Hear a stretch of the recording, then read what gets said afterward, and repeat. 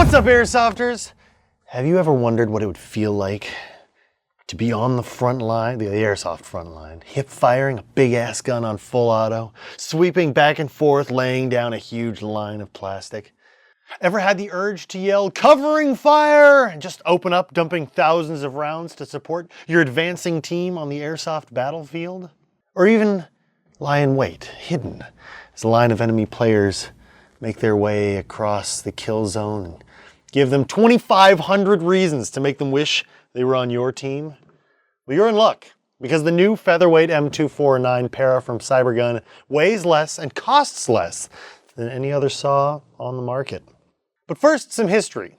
The real FN 249 or M249 saw or squad automatic weapon was adopted by US forces in about 1984 and is still in use today.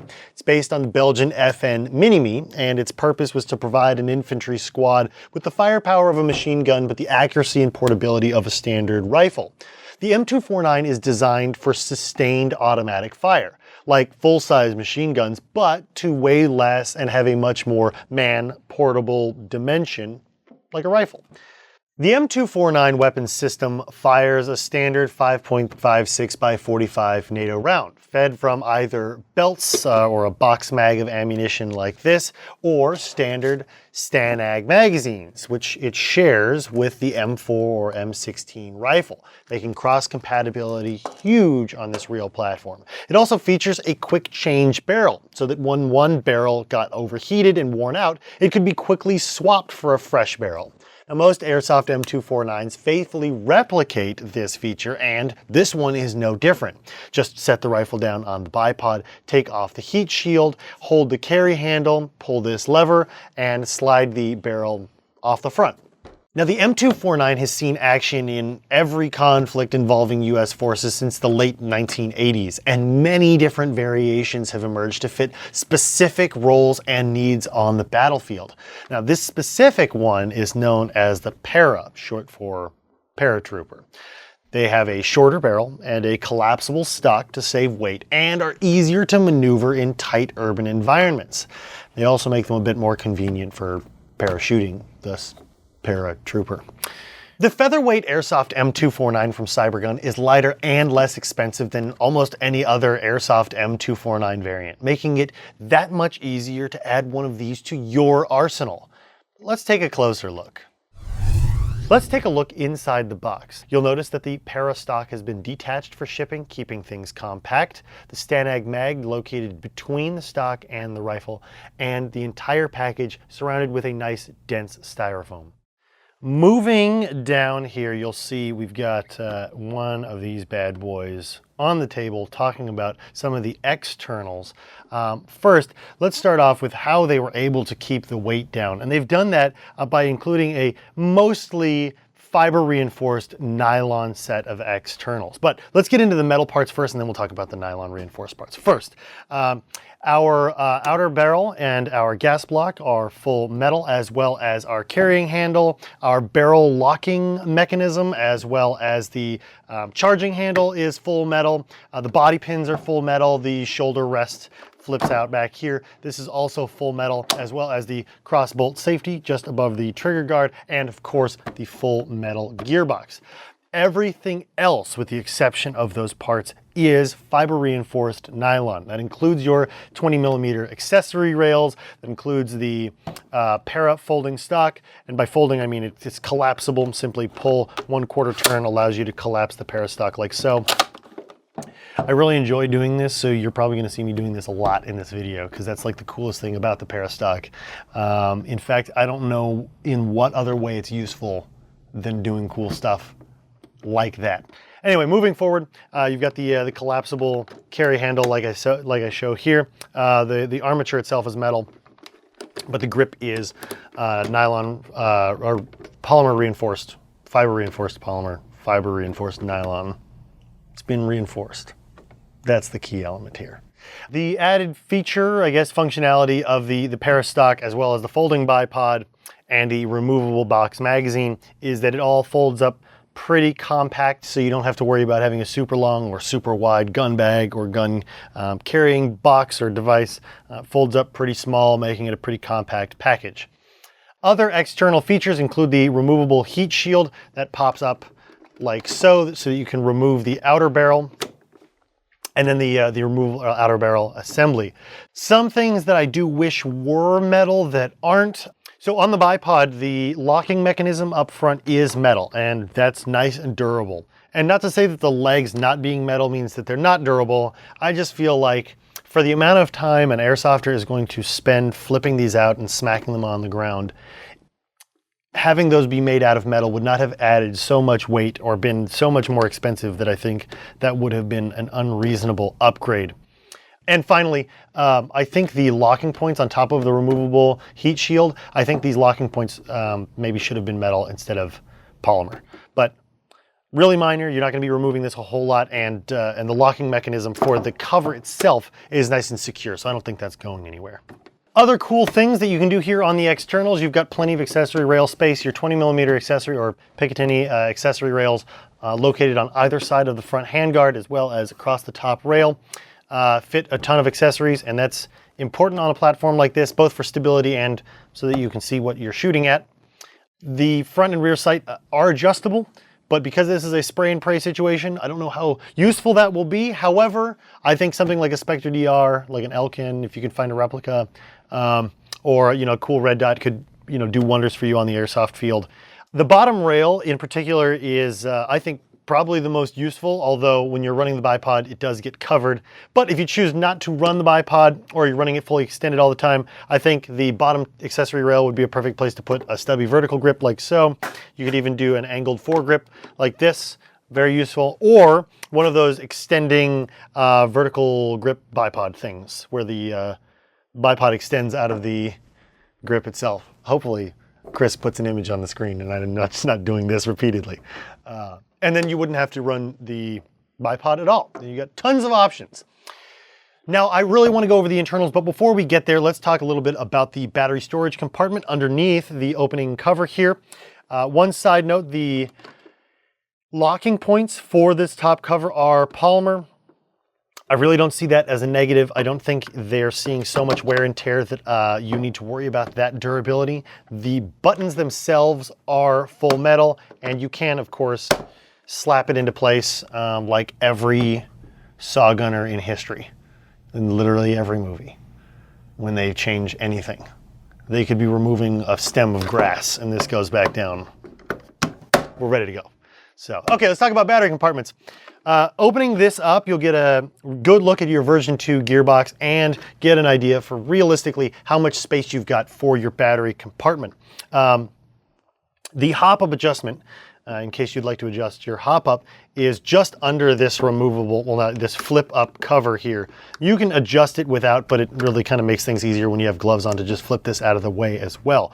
It's a rotary style hop-up, really easy to use, and because of the removable outer barrel, the hop-up unit itself is attached to your inner barrel. So if you're changing barrel lengths often, or you plan on doing that, it's really easy to take the whole assembly out the front of the whole AEG instead of worrying about dropping the gearbox out and doing the whole 9 yards just to get to something really not very complicated. So I like that that feature is included. Now that we've got a good view of the battery compartment, let's talk about some battery fitment. Now, personally, I found that the PEQ style batteries, these small, short, chunky ones that fit beautifully in PEC 15s and things for airsoft, these work beautifully just behind the gearbox inside the battery compartment. It is pre-wired to small type Tamiyas, and you've got plenty of room there for this small PEQ style battery. Both 7.4s and 11.1s fit that size. This happens to be an 1100 milliamp, 11.1 volt battery. If you wanted to go with a nunchuck style battery, it would have to be one of the flat LiPo styles. 7.4 volt batteries, no problem fitting up here. You have 2 cells to fit, and you have just enough room to fit them along the top of the gearbox like so. If you're interested in running a nunchuck style 11.1 volt battery, at the time of filming this video, the only one I was able to get to fit in this upper area was this Falcon 11.1, which really is just still 3 cells, but 2 have been attached in a really slim form. So it's still a 3-way nunchuck, but they're attached. So this is a nice battery, and it fits beautifully, and it's 30C, so that's not a bad deal either. That just about covers our battery fitment and things like that. let's take a look at the internals. Now this M249 runs on a version 2 gearbox, which can take all sorts of aftermarket parts, upgrades, maintenance items, things like that, just like any M4. It already has some really cool features built in as well. So let's take a closer look. The Cybergun Featherweight M249 Para is surprisingly easy to take apart. Removing the barrel is a cinch, and the inner barrel and hop-up are very easy to access. The hop-up chamber is proprietary, but the 340mm inner barrel is standard AEG spec with a standard bucking to match. Worth noting is the chamber uses a standard nub, but inverts it in an interesting way. But it works just fine, as you'll see in the upcoming shooting portion. Some low-cost upgrades that would really boost the performance and accuracy would be a 6.03mm tight bore inner barrel like this Lambda one, and a better bucking like this Mad Bull Blue. When you lift up the feed tray, you have access to the battery compartment and the quick change spring feature. The really neat thing about the Featherweight M249 is that you can change the spring without removing the gearbox. With just a little finesse, you can literally change out your spring on the battlefield if you felt so inclined. You can also, of course, remove the stock to access the spring or change out to a different M249 stock like these, which we offer here at Evike.com. The version 2 gearbox is another really nice feature about this platform. It can take all sorts of upgrades and is compatible with most aftermarket parts on the market. Taking out the gearbox is as simple as removing the motor and grip and punching out the single body pin that keeps it in place. Opening up the gearbox shows us a pretty standard compression system and a robust powertrain running on 8mm bushings. The gearbox has radiused cuts on the front of the shell to help prevent cracking. This is important, especially when you're upgrading to high power springs. The polymer piston has full metal teeth, and you can see the second tooth has again been shaved down here, as well as a ported piston head. The Type 2 cylinder is made out of aluminum, and the cylinder head is made of polymer and has a single O-ring.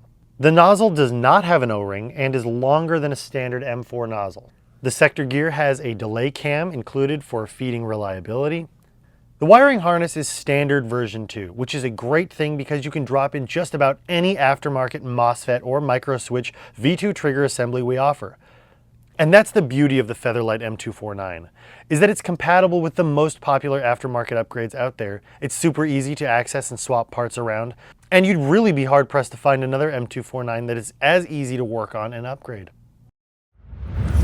As you can see, we are outside in our outdoor testing facility once again. And that's because the shooting range isn't quite done yet. If you're joining us for Airsoft Con, it's gonna be a lot of fun and you'll be able to see a hopefully complete shooting range. We're really working hard to get it done on time. Speaking of our Featherweight M249, we're outside testing out some of the externals and talking about ergonomics. As you can see, I've got the Para-style stock collapsed. It's real easy to extend. Simply pull out past its locking point, rotate it a quarter turn, and you can even throw out the shoulder rest on the back here very, very easily. The M249 by design is not the most ergonomic rifle platform or light machine gun platform, and it's not really intended to be. It's intended to be deployed with its bipod, which is why it's built in, and then from a prone position lay down cover fire to support troops. It's not necessarily meant for room clearing, although with accuracy like that, you could certainly clear a room. By far, the most impressive thing about the Featherlight M249 is how little it weighs. I think one of the most restrictive things about the M249 is the fact that they do weigh a lot. And I'm not saying that, you're not strong and that, people who don't want to carry an M249 are weak. What I'm saying is that it's restrictive. And for most young people who want to play with a light machine gun or squad automatic weapon are restricted from doing so simply because it weighs so much. And a featherweight option that doesn't weigh a lot is perfectly balanced and has an available drum mag to be purchased separately, allows just about everyone to get into squad automatic weapons. And that means that your squad could have a SAW gunner when before you just had riflemen and SMG users. That's huge, especially when you're trying to clear buildings.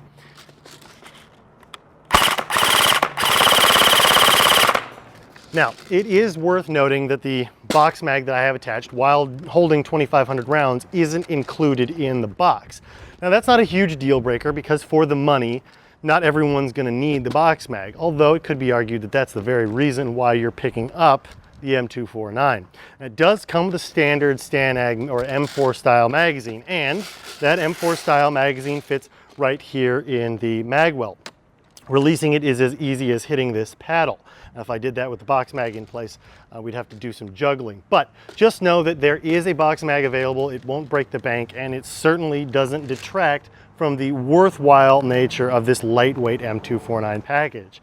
With that said, I'd like to shoot it some more, but I'm sure you're wondering how accurate it is. Let's do an accuracy test. In this video, we're going to be doing something a little bit different from what we've done before. Now, clearly you saw that this is pretty accurate at close range, but we thought we'd come out about 40 yards or around 120 feet to get something a little bit more along the lines of where you'd actually be using it in an airsoft game. I'm set up down here, and as you can see, we've got our target set up all the way down there. Now, for size comparison, these are the targets that we've been using.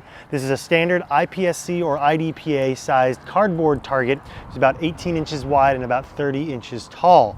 The A zone, I'd say, is about 3 or 4 inches wide and about 7 or 8 inches tall. I'm going to try my best to get in the A zone, but what we're looking for here is grouping, whether or not we have a nice consistent grouping through all of the full auto fire range. Without further ado, let's get down on this thing and prone fire it.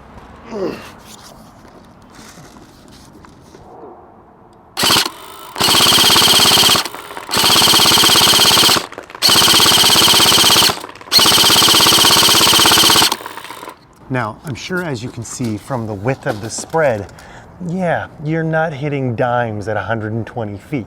You are, however, spraying a human body-sized target at 120 feet. And I'd say for a support gunner, it's pretty freaking accurate. One other note, we mentioned that the barrel is removable. Not only is the outer barrel easy to remove out the front of the gun, you can also quickly change inner barrel lengths. Once you've got the outer barrel out, simply holding down on the release lever also allows you to remove the hop-up and inner barrel assembly. So if you had different inner barrel lengths that you wanted to switch between, depending on what spring you've changed it to for indoor or outdoor shooting, you could do that as well without having to break the gun down completely, and that's a really nice feature. Now, as you can see, we fully covered this target at 40 yards or 120 feet. And while this is not a sniper rifle, a saw isn't intended to be a sniper rifle. You're not looking to pinpoint accurately take down a soda can at 120 feet. You're looking down to taking down an entire squad. And that's what we did here. Squad of 1. Excellent work, support gunner. Let's chrono this bad boy. Here at the chrono test, we've changed a couple things. First and foremost, you'll see that I've removed the optional box magazine and thrown on the included high capacity magazine. This is the winding type. It's metal, feeds nicely, holds about 300 rounds. Now in this, I have 0.20 gram BBs. In the box mag earlier, we were using 0.25s because they're a great round outdoors. For the chrono test, we're gonna go with the industry standard of chronos, which is 0.20s. Let's go ahead and set it up and see what kind of performance that we get. One side note, this doesn't do semi-auto, so we're gonna get the rate of fire and the chrono test at the same time. So 2 birds, 1 stone kind of deal. Let's do this.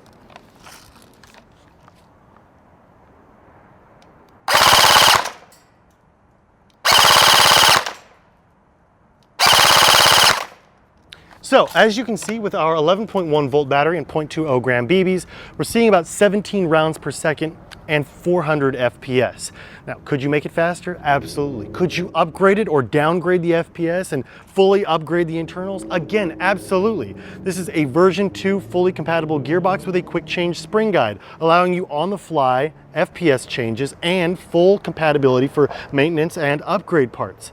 This is a great platform allowing you a whole lot of expandability without being so heavy that you don't want to carry it around for a couple hours on the airsoft field. As is becoming tradition here, let me get that out of the way. As is becoming tradition here, we're going to do a sound test kind of in the gearbox-ish area as well as at the muzzle end. You guys let us know, can you hear a difference between the two? And would you like us to keep doing one and the other, both, just the muzzle, just the gearbox? Let us know which audio tests you'd like in the future. For now though, gearbox.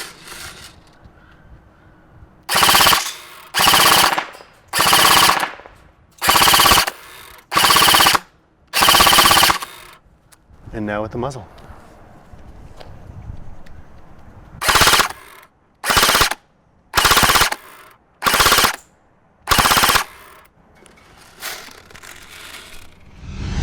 Well, Airsofters, I hope you enjoyed this in-depth look at the M249 Featherweight from Cybergun. There are a lot of really nice features going on here that won't break the bank. You have a lightweight, durable package that can put down 2,500 rounds accurately and opens up the world of saw gunning to every Airsofter. Both budget and weight-wise, and that's huge.